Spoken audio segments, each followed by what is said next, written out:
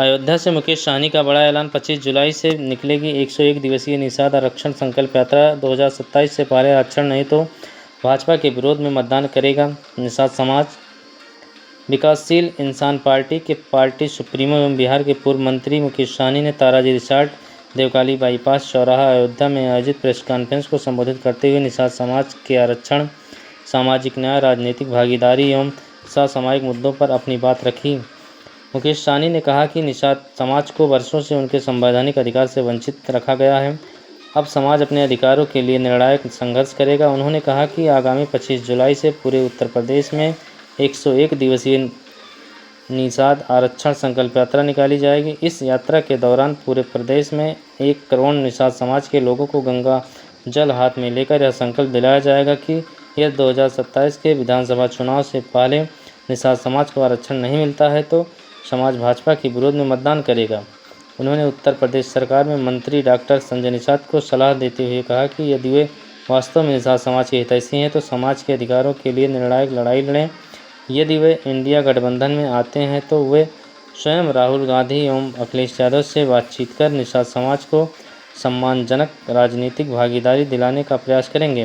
मुकेश सहनी ने जातीय जनगणना के आधार पर आबादी के अनुपात में आरक्षण एवं राजनीतिक प्रतिनिधित्व सुनिश्चित करने की मांग दोहराते हुए कहा कि सामाजिक न्याय का यही एकमात्र रास्ता है।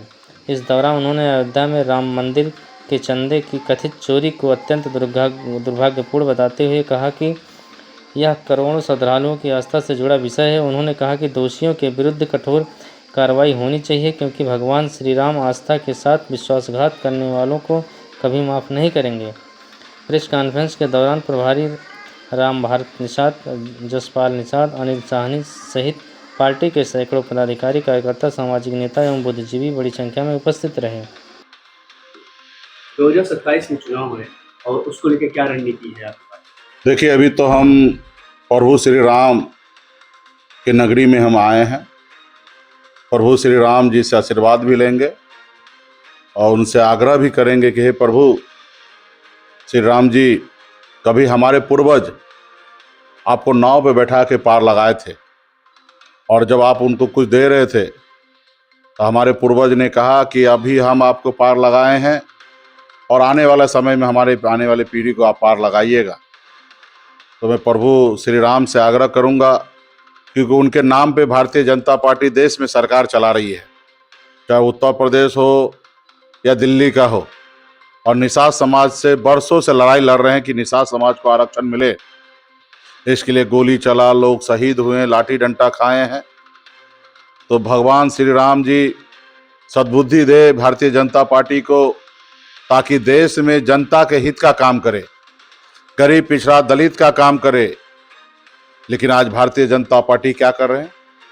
बनी हुई सरकार को गिरा रहे हैं, विधायक को खरीद रहे हैं, सांसद को खरीद रहे हैं, कुछ अपने चंद उद्योगपति दोस्त को हाथ देश को बेच रहे हैं, चंदा दो धंधा लो का काम कर रहे हैं, गरीब पिछड़ा दलित को परेशान कर रहे हैं। तो आज मैं अयोध्या के धरती पर रात्रि प्रवास के लिए मैं आया हूँ।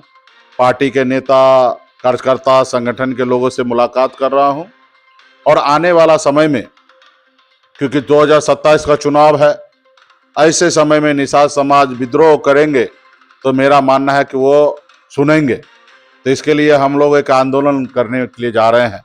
वो 101 दिन का ये आंदोलन होगा। इस आंदोलन का संकल्प यात्रा नाम होगा। ये 25 जुलाई से उत्तर प्रदेश के अलग अलग जनपद में निकलेगी। इस संकल्प यात्रा में एक ही चीज़ होगा, क्योंकि हम लोग गंगा पुत्र हैं, माता गंगा के संतान हैं, और हाथ में गंगा जल लेकर एक संकल्प लिया जाएगा और बताया जाएगा कि मोदी जी, योगी जी, कान खोल के सुन लीजिए, अगर 2027 से पहले निषाद को आरक्षण नहीं लागू करते हैं तो 2027 में निषाद समाज मां गंगा की सौगंध खा के कहते हैं कि हम आने वाले समय में आपको वोट नहीं करेंगे। और जब ये संकल्प लिया जाएगा 25, 50, 100, 200, 500, हजारों के संख्या में हर गांव में घूम घूम के संकल्प कराया जाएगा। और इससे जब संकल्प होगा तो वीडियो बनेगा और वीडियो बनाकर मोदी जी, योगी जी को टैग किया जाएगा, गृह मंत्री अमित शाह जी को भेजा जाएगा, राहुल गांधी जी, अखिलेश जी को भेजा जाएगा, ताकि जो सत्ता में बैठे हैं उनको पता चल जाए कि उत्तर प्रदेश में निषाद समाज विद्रोह कर चुका है, और जो विपक्ष में बैठे हैं उनको भी एहसास हो जाए कि निषाद समाज का बड़ा मांग है।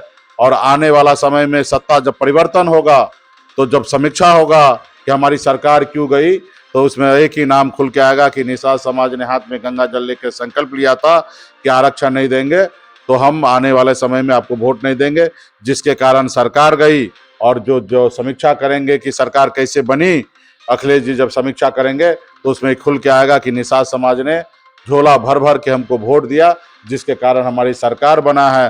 तो आने वाला समय में अखिलेश जी भी सोचेंगे कि समाज के लिए हम लोग क्या दे सकते हैं, और जो विपक्ष सत्ता में जो आज सत्ता से बाहर होंगे वो भविष्य में ध्यान रखेंगे 29 से पहले हमें आरक्षण देंगे, तो नहीं तो 29 में भी हम लोग सत्ता से बाहर करने का निर्णय लेंगे। तो इस मुहिम को हम स्टार्ट करने के लिए हम पूरे प्रदेश में घूम रहे हैं, अलग अलग जिला जनपद में जा रहे हैं, रात्रि प्रवास में सभी कार्यकर्ता नेतागण से मिल रहे हैं, और आने वाला 25 जुलाई से ये अभियान चालू होगा। ये देखा जा रहा राम जन्मभूमि इधर कुछ दिन फिर बहुत चर्चित में है, वहाँ पे जो चढ़ावे को लेकर, घोटाले को लेकर SIT भी लग गई है, तो इस पे आप क्या कहेंगे? देखिए, ये भारतीय जनता पार्टी RSS कभी प्रभु राम का हुआ ही नहीं। उनको तो सिर्फ जबरदस्ती आंदोलन में घुसकर देश में लोगों को अशांति करके और भगवान के नाम पे राजनीति करके सत्ता में आना उनका एक मकसद है। वो प्रभु श्री राम के लिए थोड़े हैं, उनको जो सूट करता वही करते हैं। आप देखे होंगे मोदी जी का एक बड़ा फोटो आया था कि मोदी जी उंगली पकड़ के प्रभु राम को लेके जा रहे हैं, तो उनको तो फोटो शूट कराना है, उनको इस तरीके से मैसेज देना कि हम प्रभु राम को लाए हैं। तो प्रभु राम के लिए कभी नहीं, ये सिर्फ चंदा चोरी करने वाले लोग हैं। इससे पहले भी आपने पता होगा लाल कृष्ण आडवाणी जी के नेतृत्व में देश में राम मंदिर आंदोलन चला था, जिसमें 1400 करोड़ रुपया ये लोगों ने ढका गया और पैसा चोरी करके और आज यहाँ तक पहुँचा है। अभी भी भारतीय जनता पार्टी का RSS का ऑफिस बन चुका है, वहाँ पे किसी हमारे जितना शंकराचार्य है किन्हीं को चल नहीं रहा है, जितने भी जो लोगों ने आंदोलन किया उसका नहीं चल रहा है, और आज ये चोरी पकड़ा गया, तो अभी इनको कोई सजा नहीं दे सकता है।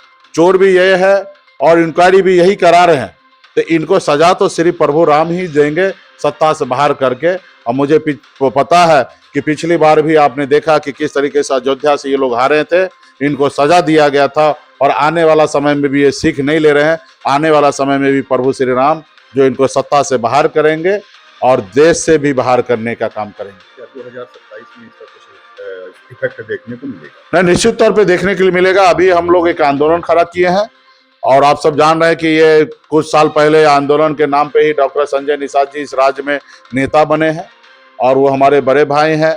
अभी भारतीय जनता पार्टी के साथ गले गले मिलकर गलबैया कर रहे हैं, सत्ता में बैठकर सुख भोग रहे हैं, मलाई खा रहे हैं, अपने बेटा को विधायक बना रहे हैं, एक बेटा को सांसद बना रहे हैं, स्वयं मंत्री बन रहे हैं, और आज निषाद का आरक्षण भूल गए हैं।